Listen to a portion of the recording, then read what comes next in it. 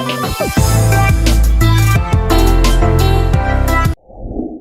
guys, welcome to Bananas Vlogs. So today I was thinking, since it's kind of back to school time, that I would talk to you about my planning tips and how I plan my days. Basically, I just started using bullet journals. I don't know if you know what that is. It's become kind of a trend these last few years.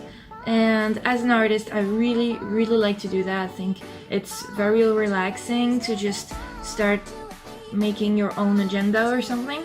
During high school, I was basically using the school agenda because it was mandatory and teachers were checking it and everything. But as soon as I got to college, I kind of like gave up on it because I thought it wasn't good enough. And basically, I had everything on my phone, which was kind of dangerous because if I lost it or if it got stolen or something, I would have lost every single thing in my agenda. That was before the cloud thing. But 2 years ago, I decided that I wanted to take some distance from my phone and from my addiction to screens, basically. So I started watching less TV, going less on my computer, and going less on my phone. But I still had to plan my days. So that's what I'm going to talk to you about today, so we're just going to go ahead and get started.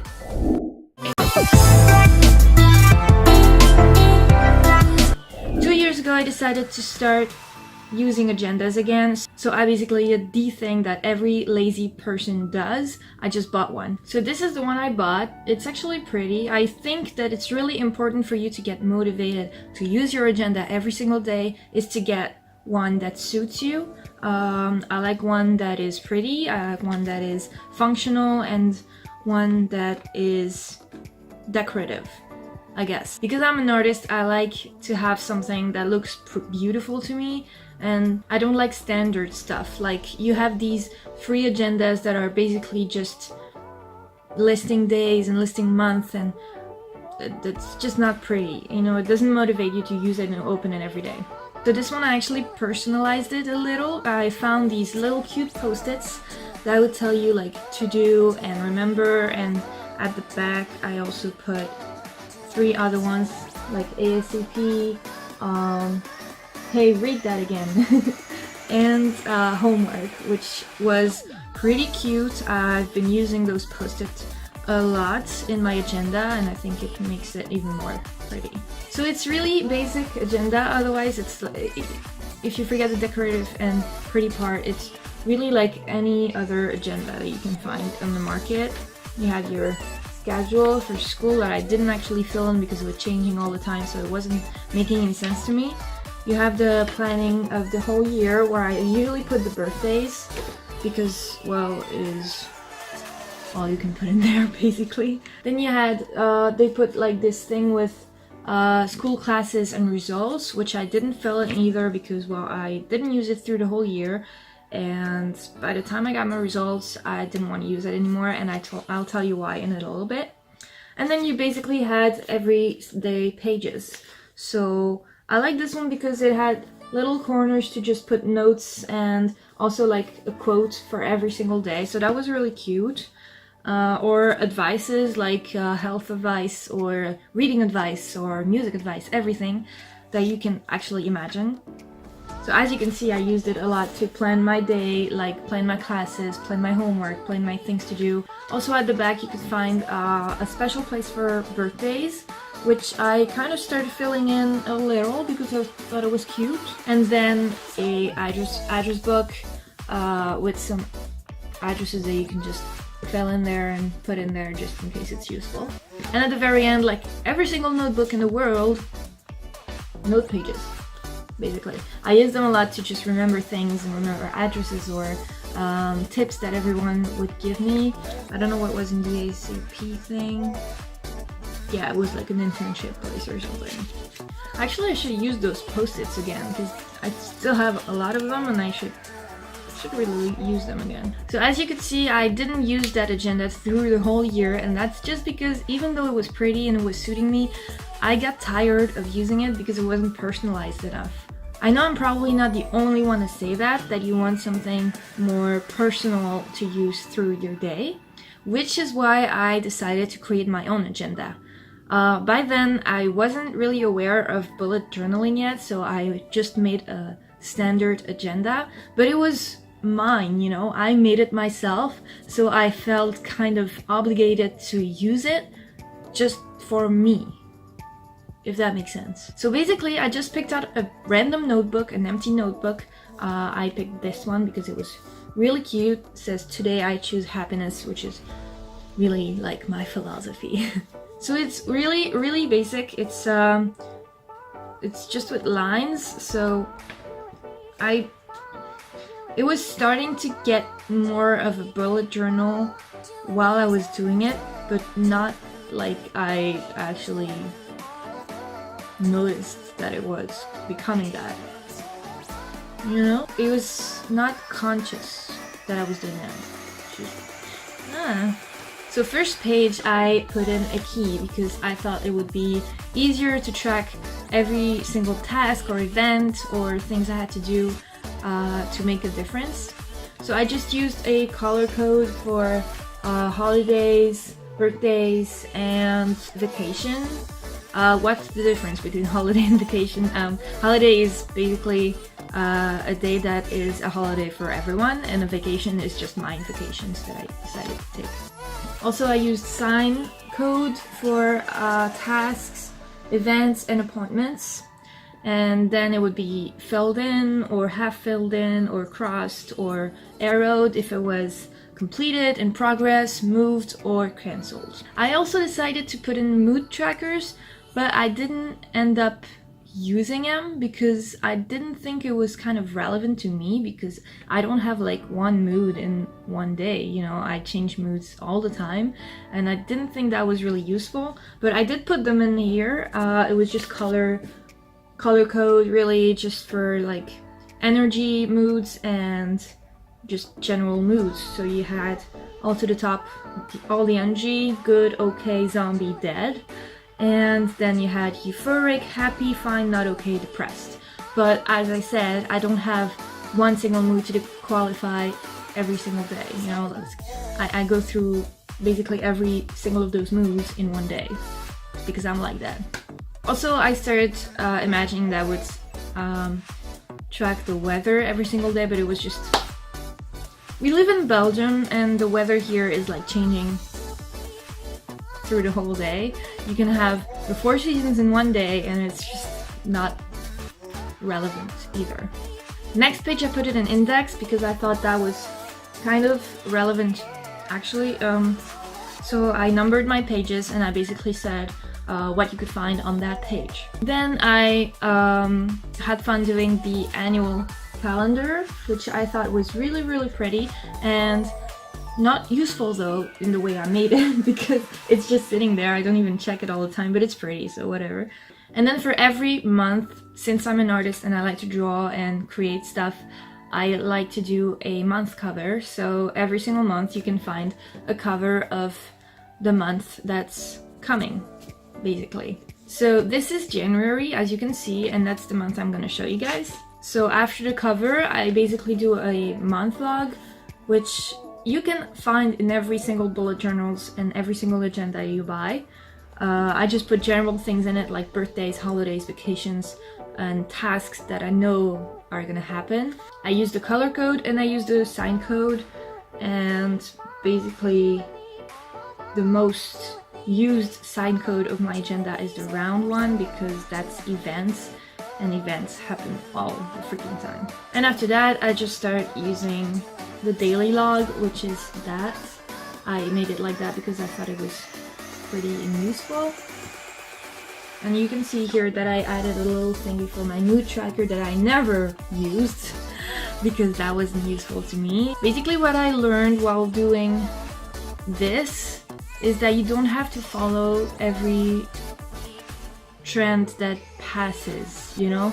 People make different bullet journals according to their moods, according to their personality. You have to make your own and don't follow everyone else's ideas because they're not going to be relevant to you, or maybe you will have another idea that are going to be more relevant to you that nobody else will use, and you will actually see that in my other bullet journals that I started making for the next year. At the end of my bullet journal I had some more pages, like some empty pages, so I decided to fill them in with lists. So I did a vinyls list. This is basically a wish list for every single album I want to have. Then books, same idea, and then savings. I did a little graph here just for what I want to, the money I want to save for like special occasions or gifts I want to make, or a trip I want to do or something. As you can see, I didn't save much yet because I'm not a money saver, but I'm trying, guys, I'm trying. Then series and movies, which is basically the series and the movies that people advise me to watch or that I want to start watching. I didn't put a lot in it because I'm not actually putting everything down when it comes to series and movies, because since I use Netflix a lot, I just put everything in my list on Netflix and then just, you know, go check my list, you know. Then I have a list of wants and needs, and that's the same thing with series and movies. I don't put down like in writing what I want or need because I just basically get it pretty much immediately. So I don't have time to write it down. Recipes to try, I didn't write anything in it because I have cookbooks and I can just mark the page in my cookbook and then try it. Places to go, that's more like the dreamy me that speaks here. So there's Prague, there's London that I did this year that you can actually see in the vlog a few videos back if you want. I'll link the first one down below. Los Angeles, Portugal, Spain, New York, Toronto, etc, etc. I want to go basically everywhere, but right now it's not possible. I've never traveled much because, well, money problems or time or whatever, and I'm sure I'm gonna find some time and money to do it one day, but let's just cross fingers. I did a people page because I thought that the part in the agenda with the address book was pretty useful. So the people page is basically put in a name or an address or a mail address of someone that I should remember, like my boss at work or my internship teacher or stuff like that. And then I just basically filled it in with note pages, which is pretty useful. I put in a lot of stuff in there, just random stuff that I was thinking at the moment. And that's it for this agenda. I'm gonna continue using it this year. I noticed I didn't open it at all this summer because, well, I didn't have much like important things to do that had to be planned, I guess. So I kind of let it down this summer, but I'm using it again now since it's school again, and it's been like very, very useful. I still put stuff on my phone, but that's when I don't have my agenda on hand. So basically everything I put on my phone is just when I'm out and someone asks me something to do or asks me out to go somewhere, I don't know, whatever. Just whenever I don't have my agenda on hand or I don't have a pen on hand, basically, I just put it in my phone, but it always ends up back in my agenda. So ever since I started bullet journaling with this one, I got kind of crazy. I basically looked for actual bullet journals, you know, those, I'm gonna show you guys, this one is pretty empty yet, those pages with actual bullets, and you can find those for like $2 at random thrift store. I don't have the one for next year with me, I left it at dorms sadly, but I can show you the one for 2020. I know, I got crazy. I got it like until 2021. Yeah. Crazy thing is, I started doing the 2021 one, and I was like, I don't even know what I'm gonna do that year, or what I'm gonna, where I'm gonna be, or what I'm gonna be. You know, like, it's so far away to me. I mean, I don't know. I just got really carried up, and I kind of stopped doing that to concentrate on the next year one that I still haven't finished. But I'm gonna show you the one from 2020. It's really, really pretty. So for the cover, I basically did this, parts of my bullet journal, 2020. This is pretty simple decorating, pretty easy to make. Also, if you decide to start your own bullet journal, even if it's for this year or next year or whatever year you want to start, if it becomes too much work, just make it more simple. Like, doesn't have to be something you have to do or that you feel obligated to do at some point. It still has to be a pleasure, something to get relaxed or something to keep busy when you have some time on your hands. It doesn't have to be work, you know, it still has to be a pleasure. So don't start like making too complicated stuff or stuff that you know you won't use. So for my future log, I didn't do it like the first one that I showed you guys, which is basically like listing the months, because that wasn't useful at all. I couldn't write anything in it. So I just did it in this format. I decorated it in a very minimalist way, which is kind of pretty, I have to say. So basically I just put in the month there and then leave some space to write stuff, like it can be birthdays or stuff that I know are gonna happen every single year. So this one is so not finished, it's like I stopped right there. So I was thinking of making a month log like this and then a habit tracker. I started implementing a habit tracker in the one for next year that I can't show you guys. I'm really sorry about that. I'll show it to you on Instagram, I'm sure I will. So basically I just put habits that I know I have to do or things that I want to start doing in my day. Then again, you don't have to be an artist to make your own bullet journal. You can make it very simple, very functional. If you're not a drawer, you don't have to make month covers. I actually stopped making month covers for the 2020 and 2021 because it was taking too much time to make.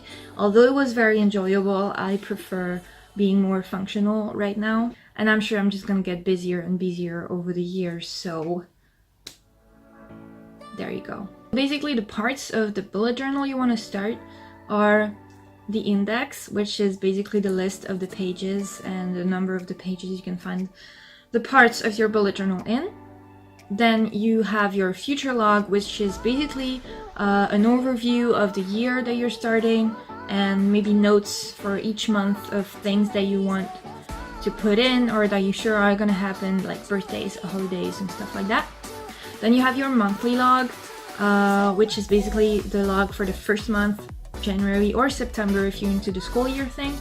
So for the monthly log, you just put your month and then basically the goals or the things that you want to do that month, your habit tracker maybe if you're into that kind of thing.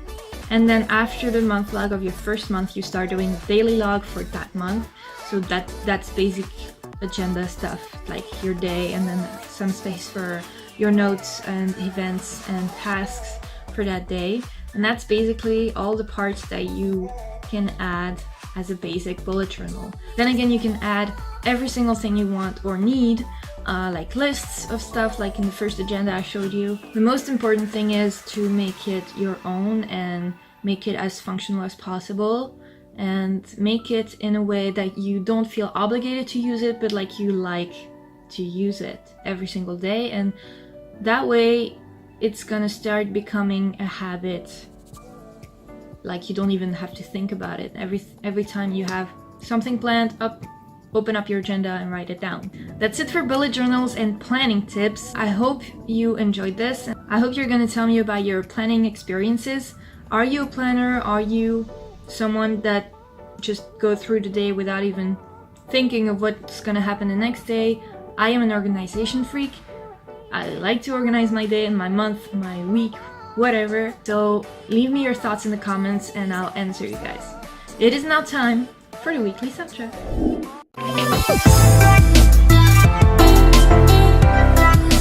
For this week's soundtrack, I wanted to talk to you about something very, very recent and came out in 2017.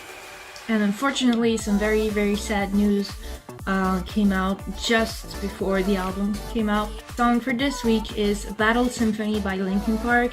It's from the One More Light album, and the album just came out like maybe 2 weeks after Chester Bennington's death. Untitled Symphony is one of the rare Linkin Park songs that not only talks about depression, but talks about ways of fighting it. Usually, since Chester was always talking about his mental health problems in his songs, he was always very descriptive about what his days were and how he was thinking all the time, but he wasn't giving like solutions to it. And this is one of the first songs that I hear from Linkin Park. Correct me if I'm wrong, correct me if you have another one, where he actually encourages people to fight it and to go against it and go against your bad thoughts and dark ideas. I'm not gonna start analyzing the lyrics with you guys, just do it if you want to, but I really like to listen to this song and just remember that whatever dark ideas you might have, it can always be fought and it can always be destroyed and replaced by good ones. I'm a pretty happy person. It wasn't always like that. When I was a teenager, I was really not feeling good in my own skin, and songs by Linkin Park, My Chemical Romance, really every single song that was talking about depression or mental health problems or just usual issues that every single teenager I think is gonna feel at some point, it really made me feel better and really made me feel that I wasn't alone in this. And in the end, I just overcame it and became that happy person that I am right now. And this is why I still listen to those songs. I still listen to them not to remember the pain that I was in, but to remember that I got better, and things can always be better if you put your mind to it. That's it for today, guys. I hope you enjoyed this video. I have to tell you that I had to film and edit this in like one day because I was so late this week. I don't know why, I just messed it up really bad. I guess the back to school thing got ahead of me somehow. I hope I'll do better next time. If you're new to my channel, don't forget to subscribe and also follow me on Instagram. It's called Bananas Vlog as well. I post a lot of stories and news about the next content. And I'll see you guys next Thursday. Bye!